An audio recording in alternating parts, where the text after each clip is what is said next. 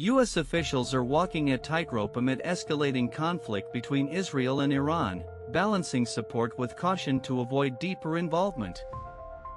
American military leaders say they're closely monitoring the situation, ensuring no direct U.S. troop entanglement while offering defensive support to regional partners.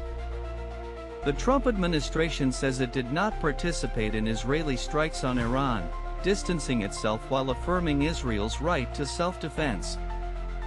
President Trump warned Iran on social media, if any attack targets American assets, the U.S. will retaliate with unmatched military force. Trump also expressed hopes for a ceasefire. We can easily get a deal done between Israel and Iran to end this bloody conflict. Diplomatic efforts have stalled. Nuclear talks planned for Oman this weekend were suspended, as regional violence overtook negotiations. A G7 summit is now expected to review emerging hostilities, assessing whether diplomacy can halt this escalating confrontation. European leaders urged restraint, but remain divided. Some support Israel's actions, while others worry about wider regional destabilization. Middle Eastern nations, including Qatar and Russia, engaged quietly off-camera, attempting to ease tensions despite public rhetoric staying heated. The U.S. temporarily relocated some embassy staff in Iraq, citing security concerns linked to rising threats. Departures of military dependents from central command areas were authorized to safeguard families as tensions continue to rise.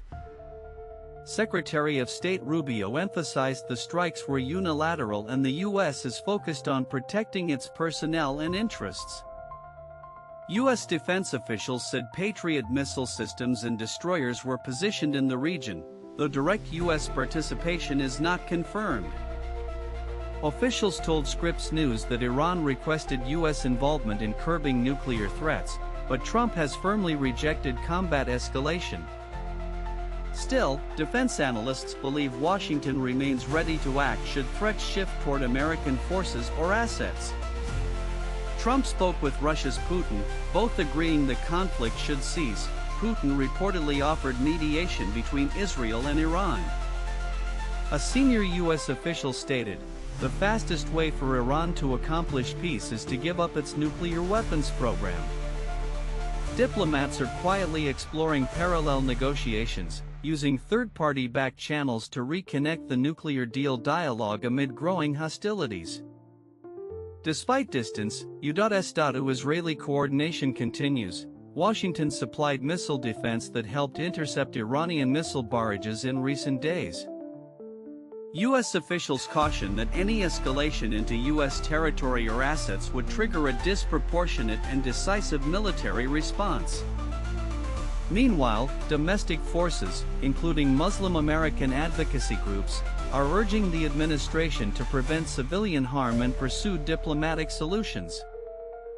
The U.S. faces growing pressure from both sides, hawkish voices pushing intervention and peace advocates warning against open-ended escalation.